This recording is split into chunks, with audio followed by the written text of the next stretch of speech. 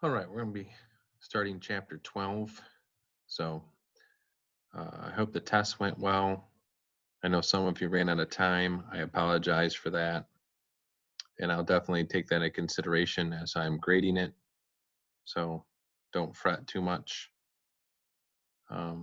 So let's start chapter 12. We're going to look at sections 12.4 and 12.5, at least part of them. So to begin, what is a ratio? A ratio is a quotient of two numbers.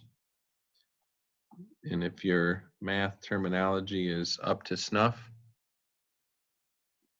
then you'll remember that a quotient means the answer to a division problem. So we write ratios in different ways, like this, or like this, or with a colon.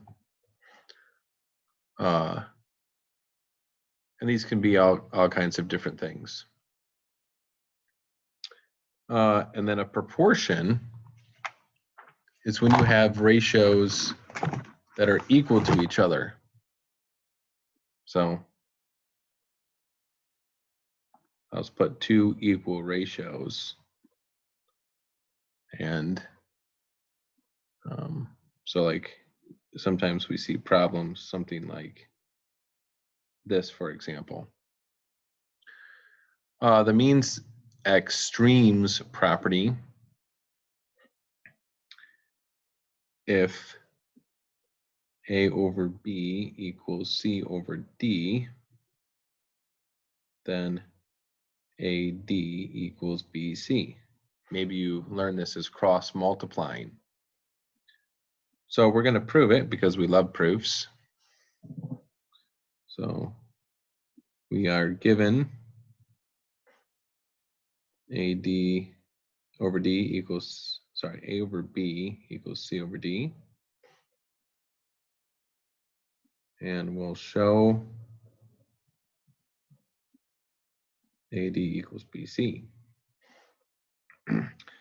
So for when you're going to find a common denominator,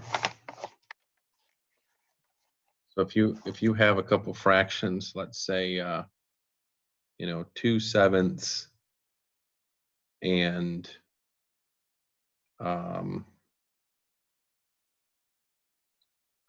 3/11, okay, and you want to combine those fractions, the way to find a common denominator is you can always find one by taking the product of the two denominators, right? So 7 times 11, 77, is going to be a common denominator.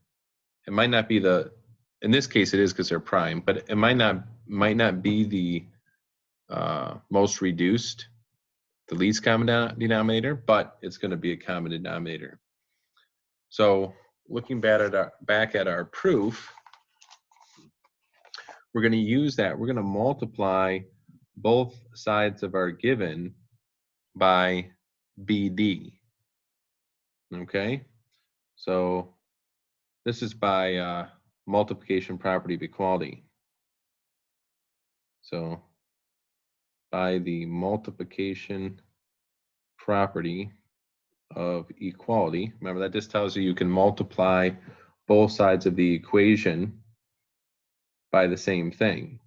So we're going to do BD times A over B, and then equals C over D times BD. And now we just have using algebra. So let's draw an arrow here. So then we're going to get BDA over B equals CBD over D. And so you can see we can isolate the B over B here. So we can write this as B over B times AD, just using the commutative property there. Then over here, we can write this as BC times d over d. And then obviously b over b is 1, d over d is 1. So we end up with AD equals BC, which is what we're trying to show. So there you go. That is the quick algebraic proof of the means extremes property. As far as the size change, like the first couple sections of chapter 12 are on size changes. We don't have time to cover them, but you use proportions and size changes, but we're just going to gloss over that for now. All right, define similar. So do you remember back when we did isometries? I think this was back in chapter 4. We looked at a transformation. We said a transformation is when you have a one-to-one correspondence between a preimage and an image. And we said there's different types. And we looked at isometries, right? We looked at 4 different isometries: reflection, translation, glide reflection, and rotation. And then we went on to say that in order for 2 figures to be congruent, there must be an isometry that relates the one to the other. So isometry is congruence. Well, there's another type of group of transformations called size changes. Okay, and so size changes aren't between 2 congruent figures. They're between 2 figures that are similar. And we use a single squiggly instead of with an equal sign, just a single squiggly. So the definition of similar is if you have 2 figures, so we'll say 2 figures F and G are similar if and only if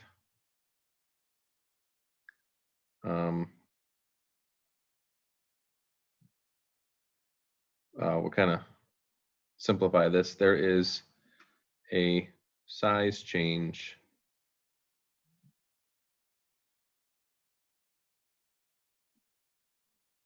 that we'll say maps F onto G. And then symbolically we would write that as F is similar to G. Now what's more relatable, more understandable, that's not in complicated math language, is a similar figures theorem. It says in order for 2 figures to be similar, 1 corresponding angles are congruent. Angles congruent. And number 2, sides are in proportion. Corresponding sides, I didn't write that. So corresponding sides in proportion.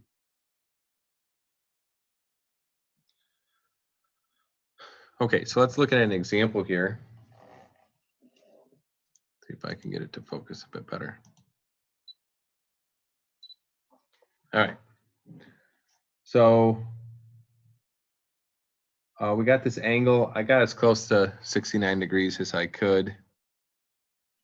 So let's just cross that out and call it 69 just for ease of use. And so just like in a congruent statement, you got to pay attention to the order of the letters. It makes a difference.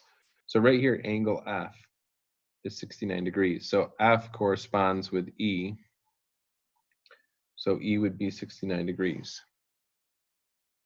And then GF is 4.67.